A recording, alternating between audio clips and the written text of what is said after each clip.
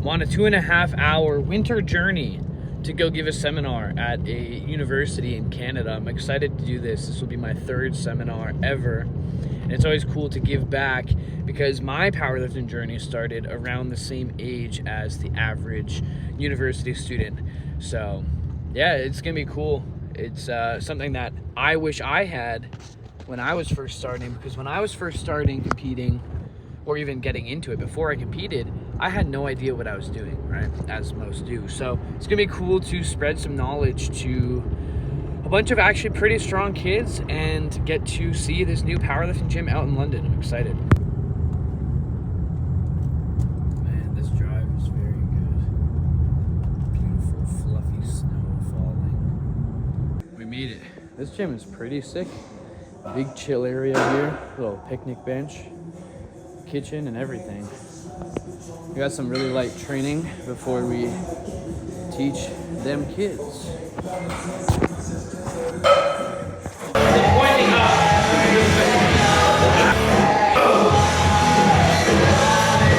Awesome. I'm sure we look sick. Thank you for having me, Western. Beautiful competition tee that they had made with gizmo hair all over it. Love it. Thank you, guys.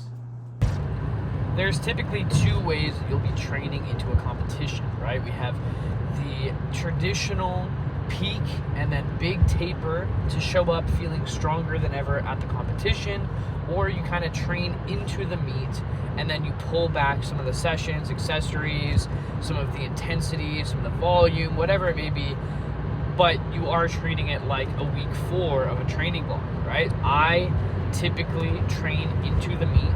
So in the next 2 YouTube videos, this one and the next, you'll see some of my heavier lifting going into the competition, right? A week or 2 out from the comp, most likely the 2-week mark in the big traditional peak and taper method.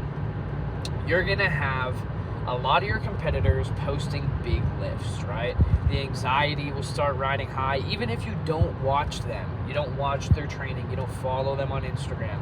Even just the what ifs, they're gonna start to pile up, and you're gonna start to question, should I do anything more? Am I doing enough?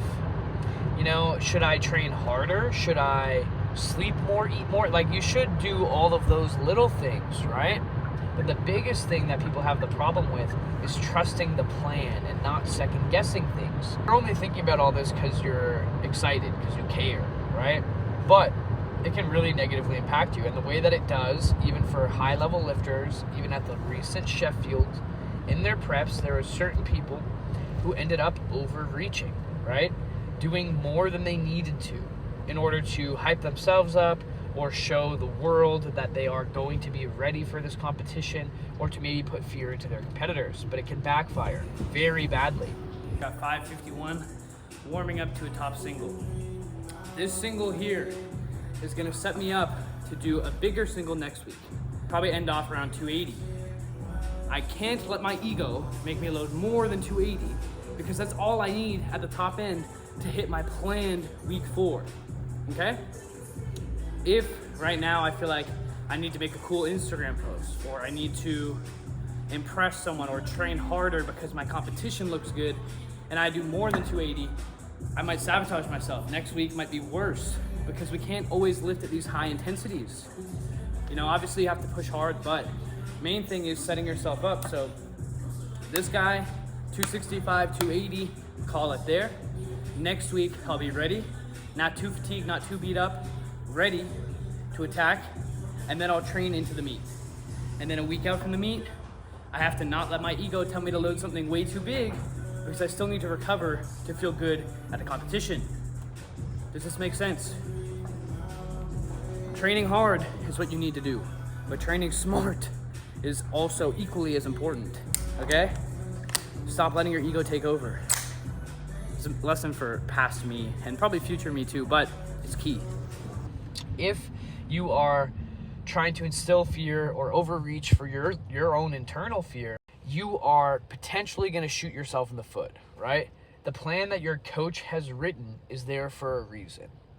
If you decide to do way more than that, you are putting yourself at risk for potentially fatiguing, frying yourself, missing a lift, or even messing with the confidence, right? Like, regardless of the impact that it's going to have on your body to have to recover from more than you were supposed to, which is obviously bad, follow your program. If you miss or something moves really poorly, then you're just going to be in your head even more, right? So you got to trust that plan, especially as a younger lifter, a junior, getting really excited for one of your first big competitions. It's hard to not try and prove to yourself or prove to others watching or prove to your competitors that you're ready. But you really just got to trust the process here. And I'll talk a little bit more about it in the training clips here, but that's the biggest thing. You can't do more in the last second to get this big extra 30 keys on the total. And that's why I'm a big believer in always being locked in and not just locking in 4 to 8 weeks, 12 weeks out and thinking that you're now going to just level up completely. Hold yourself to a high standard year round. If you do this, going into the competition, of course there will be some slight nerves and excitement, but you're not going to be second guessing yourself. If you're always doing what you need to do, you're going to be ready for when it matters. So, yeah, it happens all the time. And you know, maybe you're listening, you're in a prep for even your first competition, same thing. Just don't do more than you're supposed to. Your program is there for a reason. Follow it, build, and let the PRs fall on the platform, right? So, yeah. Anyway.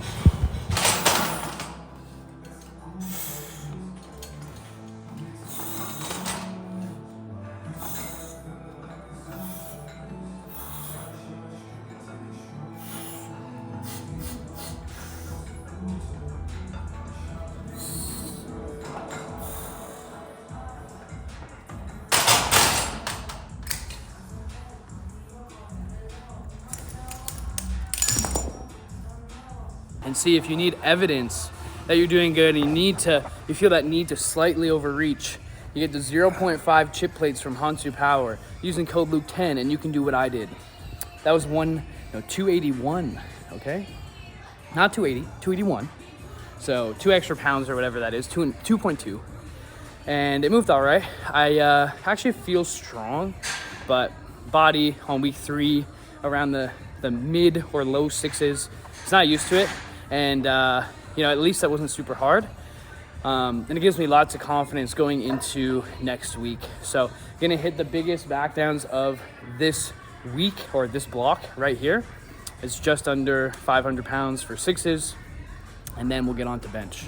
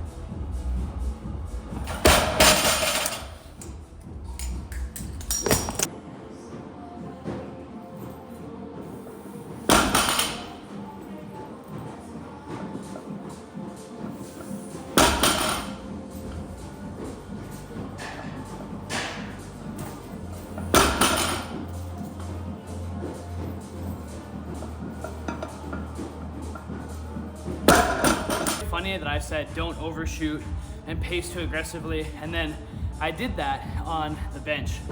Obviously a hard bench there, pause is trash. Been saying this if you follow the last few videos, but I mean it's okay that I did on the week 3, and not to cope, it is a cope, but if I were to overshoot any lift, it would be okay, the most okay, not okay, the most okay if it was bench, because I'm gonna be able to recover. It wasn't like a super heavy, grindy deadlift or squat. So, you know, still not good, still bad. Still did exactly what I said not to do, but it's not as bad as like a big, heavy squat or deadlift.